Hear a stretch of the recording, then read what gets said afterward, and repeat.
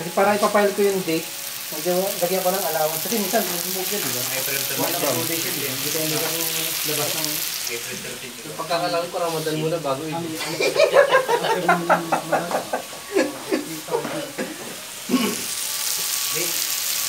Sisling yan. March po yung Ramadan. Nga.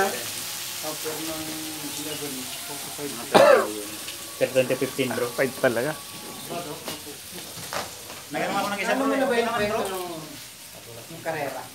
Hindi mo inuya? Nguyain mo. Ginan mo? Meron eh. Pait. Dapat inugasan nyo muna, kaya mapait dahil alikabok yan eh. Hindi, okay na. Hindi. Okay. Kasama na yan.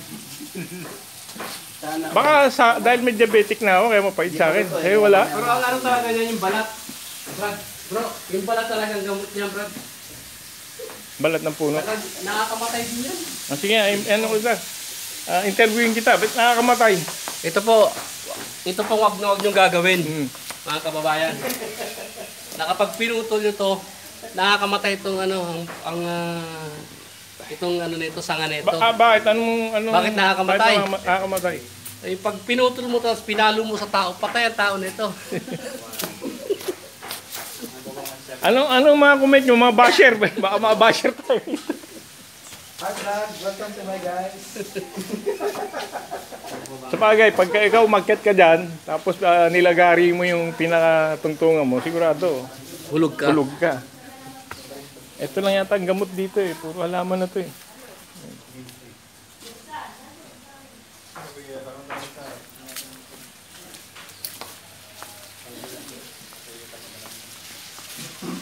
Ayan, busy ating mga brother. Eh. Banding ng D1.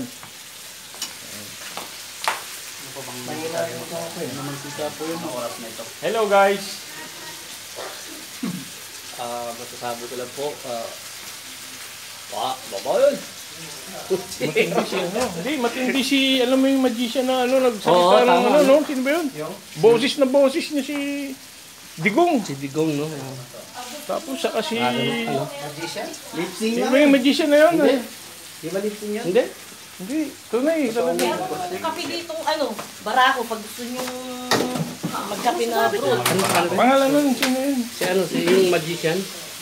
Magicero. Tatlo yung ano niya, Gasabel Gas, saka si ano. Si ano, si... Oy, sister. Kasabel gasto, bro. Ano nga po? Ang ginagawa nito? Interview mo. Interview mo. Interview niyo, hindi ako.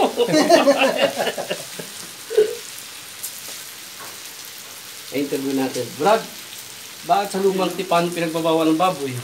Yan, sige. Yung mga trivia yan, trivia. Maganda sagot yan.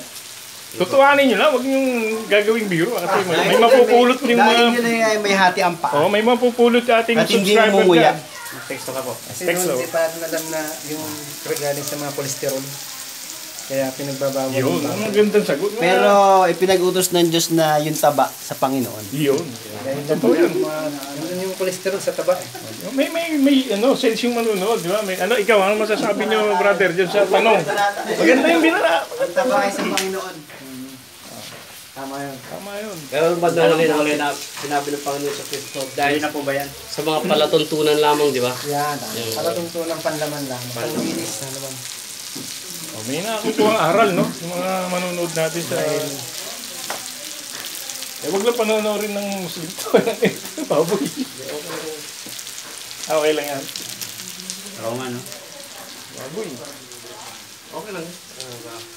Alam naman nila na kumakain tayo.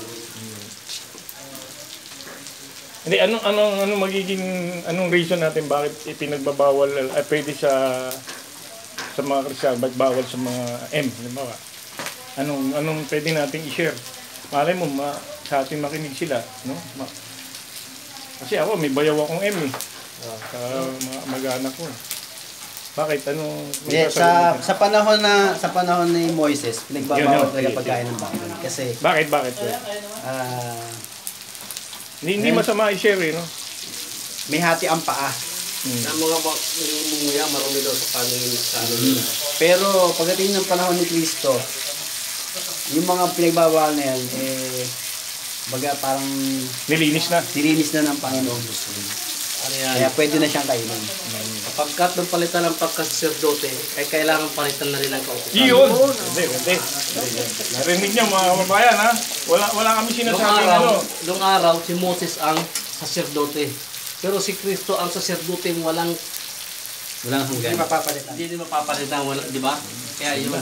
May natututunan tayo dyan sa ano, parang conclusion saka opinion, no? Parang ikapu yan di ba? Noong panahon ni Moses, kailangan mag-ikapu ka, yung mga Libita, di ba? Pero nung dumating ang Panginoon sa Kristo, wala na yung ikapu, di ba? Tinanggal na niya. Magbigay ang bawat isa, di ba? Hindi kasi noon, yung mga Levita, Walang trabaho yun eh. yun ang tungkulin lang nila eh. Ngayon, para meron silang mga, yun nga, para meron silang bahagi dun sa ikapul. Na para Wala silang trabaho nung araw eh. Yun ang trabaho nila eh. Okay. Brad, alisin na natin tong isa. Ito na lang, isa lang natin. Ano to? Pang kare-kare. Dali, mayroon ba? Lagyan natin handle to para sila gusto natin. Meron pa rin handle yun. Sigurado. Yan. Mamaya na po eh. Pwede niyo po ipatong mo, no? Kahoy naman po yun. Saan? Ito? Yan, sa ilalim. Oh, kahoy naman yan, Brad. Yung nasa... ito na pala. Tuloy na. Jojo, ganda ng conversation eh. Kasi yung conclusion eh. Pagka conclusion, hindi ka makakapasok. Dapat open yun. Pasok. Uy, Jojo. Kasi conclusion mo, hindi tayo makakapasok doon. Dahil close yun. Conclusion, Hindi ka makakapasok. Dapat opinion. Open mo. Game. Tuloy. Yung, para mayroon tayong libangan eh. Wala naman tayong gagawin na yun. Nagluluto siya, palitan na lang natin mamaya. Ito kasi ano ito eh. Ay, nakabukas ba ito bro? Nakabukas. Tuloy mo yung conversation bro. Ano pa yung... 7 minutes. Anong conclusion?